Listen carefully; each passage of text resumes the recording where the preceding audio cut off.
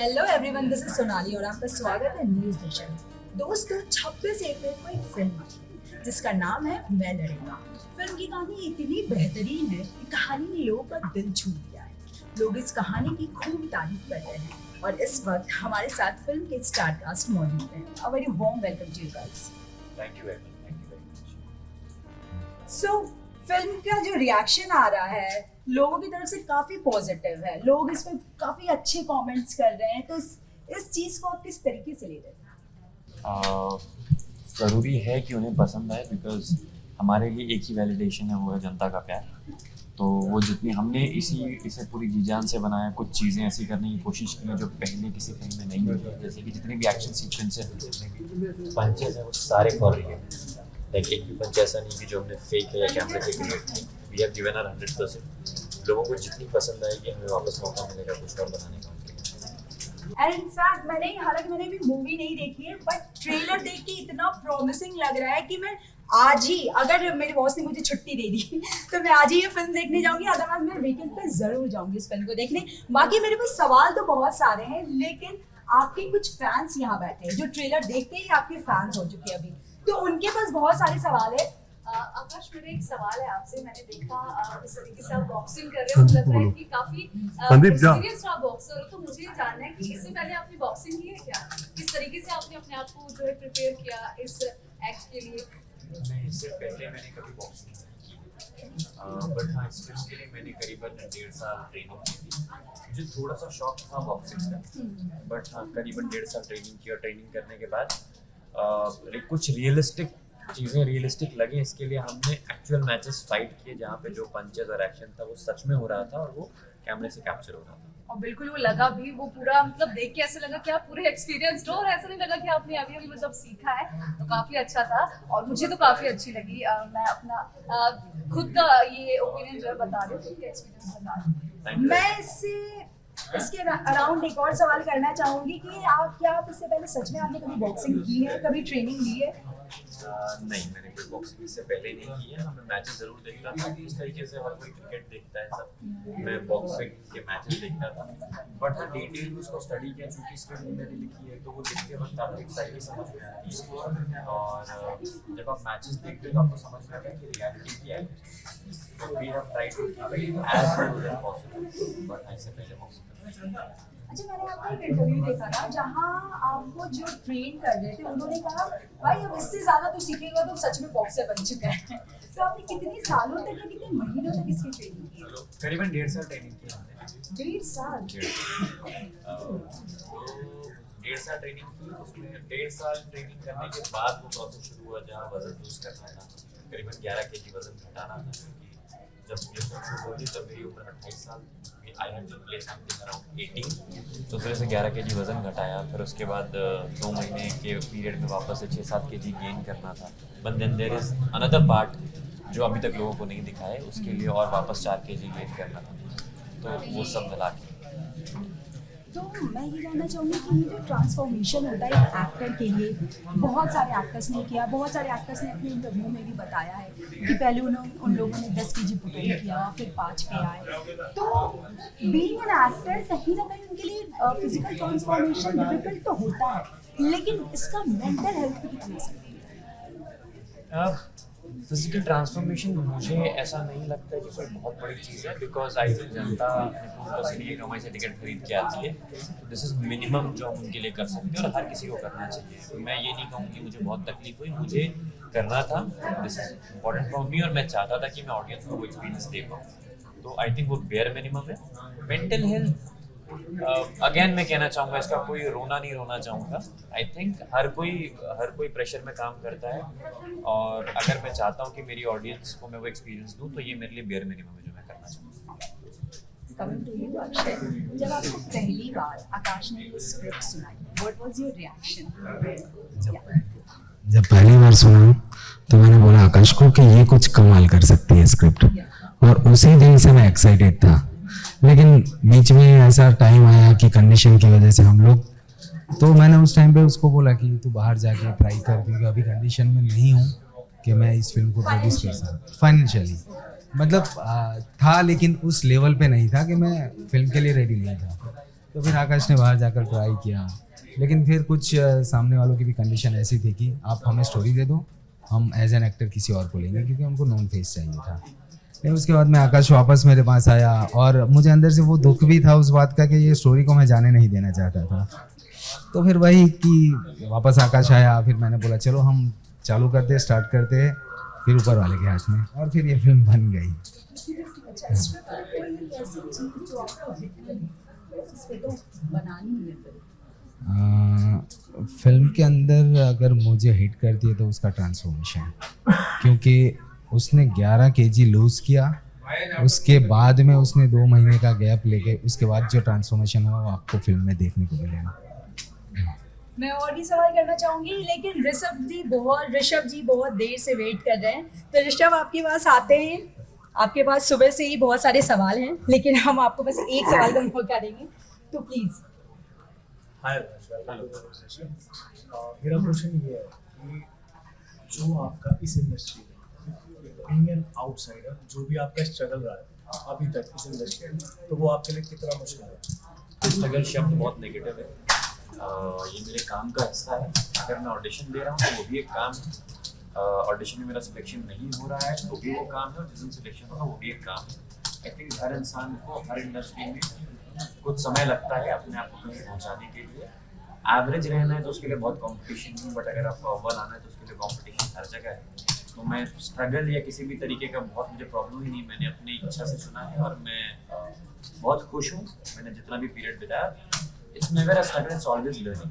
Either you learn और you just get idea. Bollywood की बात करें तो जहाँ पर फिल्में एक तरीके से एक बिजनेस बन चुका है, जहाँ पर लोग पैसा कमाने के लिए किसी भी तरह की फिल्में बना देते हैं, अश्लीलता, हड़पन, हर तरह की चीजें इसमें आपको मिलेंगी। लेकिन अगर बात करें आपकी फिल्म की, तो आपको क्या बॉक्स ऑफिस नंबर से कोई फर्क पड़ता है? या फिर अगर पूछा जाए कि, क्योंकि सबसे पहला सवाल यही होता है कि आज बॉलीवुड फिल्मों में कि सर आपकी फिल्म कमाएगी कितना, क्या लगता है आपको? मुझे फर्क नहीं पड़ता है, पर मुझ पे अगर कोई पैसा लगा रहा है प्रोड्यूसर तो उसको फर्क पड़ता है, क्योंकि आफ्टर ऑल अच्छी फिल्म बनाना जरूरी है।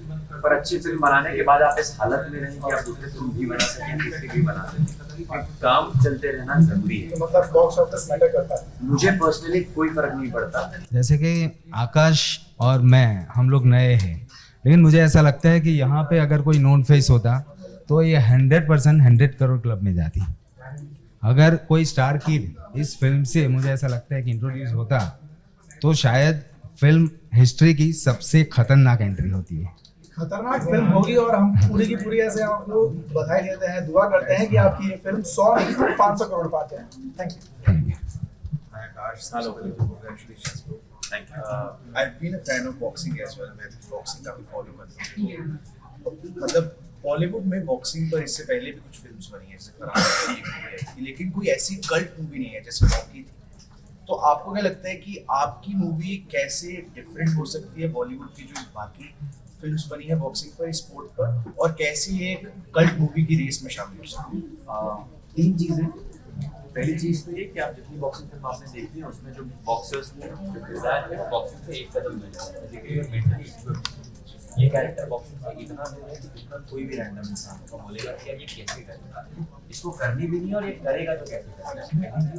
दूसरी चीज ये कि आज तक बॉलीवुड में या हॉलीवुड में कभी ऐसा नहीं हुआ है कि punches are thrown for real, fights are done for real. आप पूरी फिल्म में, पूरे ट्रेलर में कहीं पे भी पॉज कर लीजिए जहाँ पंच पड़ रहा है और आपको दिखेगा कि पंच पड़ रहा है।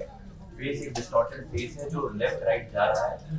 तीसरी चीज ये कि हमारे अब कोई भी बॉक्सिंग फिल्म देखते हैं वो सिर्फ बॉक्सिंग और बॉक्सिंग की जर्नी की होगी। यहाँ जो कहानी बॉक्सिंग के अंदर है, बॉक्सिंग के बाहर भी उससे काफी बड़ी कहानी है। ट्रेलर अगर आपको पसंद आया है तो बहुत प्रैक्टिकली मैं ये बात बोल रहा हूँ, मैंने तो ट्रेलर बैठ के काटा था अपने एडिटर के साथ 15 दिन कि trailer is an under promise for the film is much better than the trailer बहुत अच्छा था। एक छोटा सा सवाल मैं और लेना चाहूँगा, बॉक्सिंग की बात की तो मूवी से लग अभी एक बहुत बड़ी फाइट आने वाली है, Jake Paul versus Mike Tyson, तो आप किसके लिए रूट कर रहे हैं? Mike Tyson. मैं थोड़ा सा नहीं उतना सपोर्ट करता हूँ Jake Paul, because fighters entertainment और फाइटर्स को वी कैन नॉट मेक, मतलब it is not even a comparison. Age में बहुत बड़ा गैप है, और अगर वो फाइट रियल हो जाए सच में, तो आज भी I don't think Jake Paul stand होता है। Thank you so much, best of luck. Abhay के पास एक और सवाल है, उन्होंने अभी मेरे कान में बोला प्लीज एक और सवाल मुझे पूछने दो, हालांकि हम देते नहीं हैं लोगों को 2 सवाल पूछने के, बट प्लीज करें।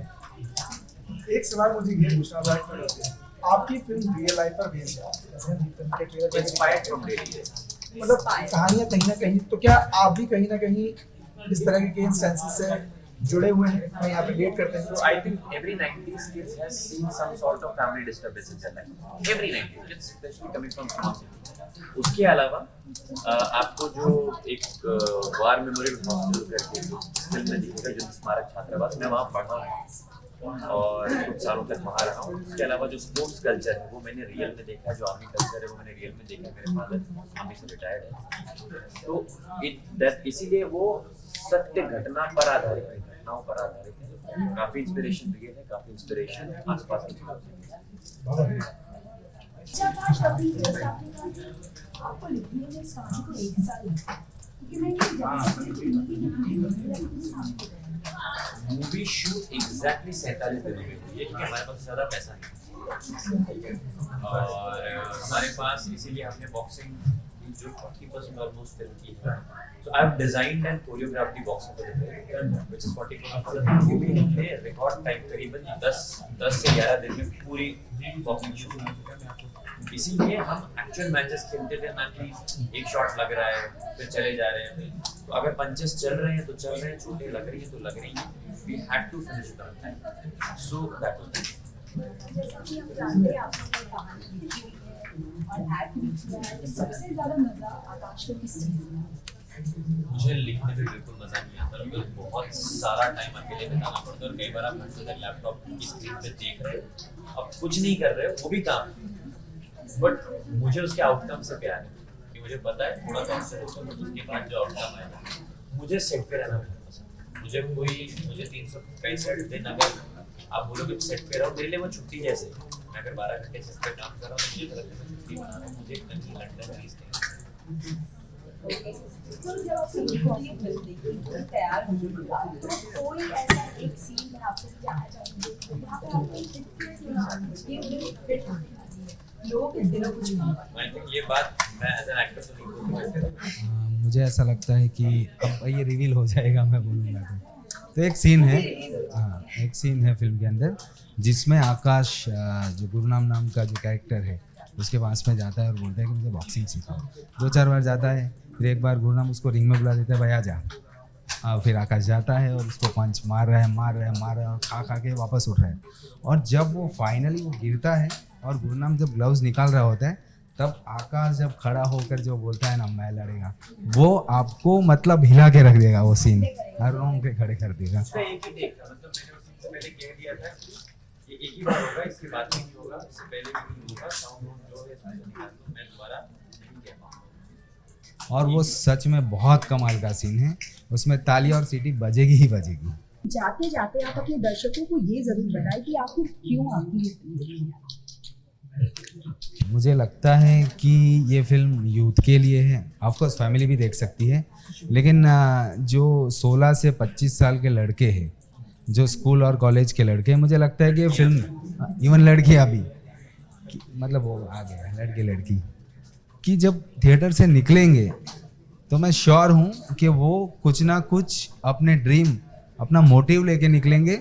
जैसे कि सिर्फ बॉक्सिंग नहीं, कि मुझे लाइफ में किसी को डॉक्टर बनना है, किसी को साइंटिस्ट बनना है, तो मुझे ऐसा लगता है कि वो सीरियसली लेंगे और उसको फॉलो करेंगे कि हमें भी कुछ करना है और मैं लड़ेगा।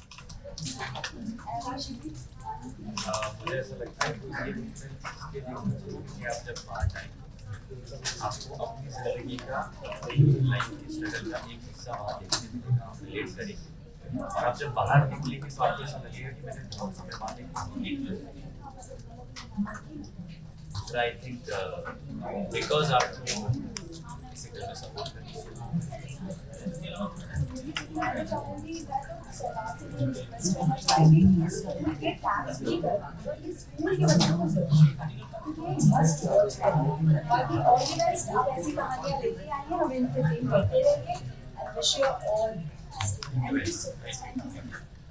और आप देखते हैं